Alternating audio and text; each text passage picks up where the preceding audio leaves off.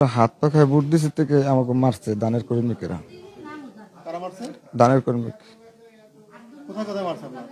আমার এই দুই হাঁটুতে আর এই মাথায় আঘাত হয়েছে, আবার এখানে আঘাত হয়েছে। আমি মানে এই সিট দিয়ে বেশি কথা বলতে পারি না। যারা মারছে তাদেরকে চেনেন আপনি? জি চিনি। কি নাম তাদের? আব্দুল্লাহ, আব্দুল খাঁ, মিজান শরীফ, বারেক শরীফ। তাদের বাড়ি কোথায়? উত্তলা কুত্তলা।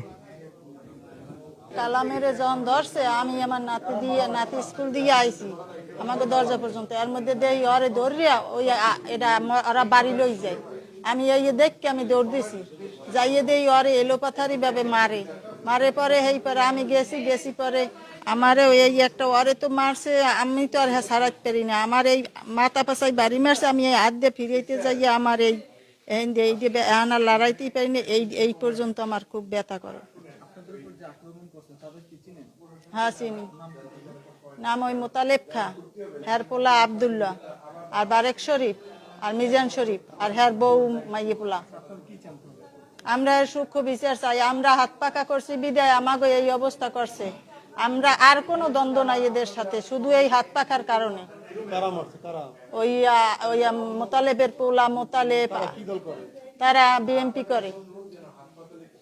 সেটা পরে তারা আমরা হাত পাখায় ভোট দেওয়ার কারণে আমরা এই হাত পাখায় ভোট দিছি এই কারণে ধানের শীষ, ওরা দুইটা পক্ষই ধানের শীষ করে আনে, এই আমরা হাত পাখায় দিলাম কা, এই কারণেই আমাকে এই অবস্থা করছে। সভাপতি এবং আমার সদর উপজেলার সাবেক বারবার সেক্রেটারি এবং সভাপতি। এখন বন্ধু কি হয়েছে আসলে?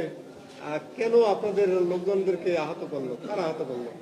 এই আহত করে ওরা বিএনপির লোকেরা, কারণ আমরা ওদের উদ্দেশ্য কি ছিল তো আমরা জানি না। ওরা যে আমাদের যে ভোট হয়েছে তাতে আমরা জানি বিভিন্ন জায়গায় বিভিন্ন সেন্টারে তারা কারচুপি করেছে, বহু জাল ভোট দিয়েছে, এটা আমরা জানি। তারপরে ইনশাল্লাহ আমাদেরকে ওরা ঠকাবার জন্য বিজয় না হইতে পারি এই জন্য বহু চেষ্টা করছে। তারপর আমরা আল্লাহর রহমতে আমরা বিজয় হয়েছি ইনশাল্লাহ।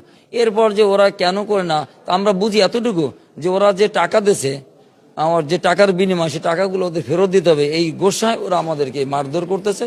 আর আমাদের নেতার একটা অভ্যাস, ওনারা শুধু আমাদেরকে বলে আমরা ধৈর্য ধরেন। তো ওরা প্রথম যখন আমাদের কর্মীদেরকে আঘাত করে ওই সময় জন্য আমরা একটা প্রতিবাদ করি বা ওই সময় যদি রিটার্ন ফেরত দিয়ে দিই মাঠটা, তাহলে এটা হয় না। তবু আমাদেরকে খালি বলে যে আপনারা ধৈর্য ধরেন ধৈর্য ধরেন। আমরা কতদিন ধৈর্য ধরবো তাও জানি না।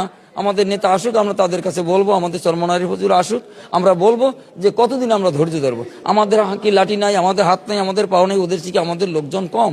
আমরা চাই যেহেতু আমরা ইসলামের দল, কোরআনের দল, আমরাও বুঝিও যে ওনা আমাদেরকে বলে যে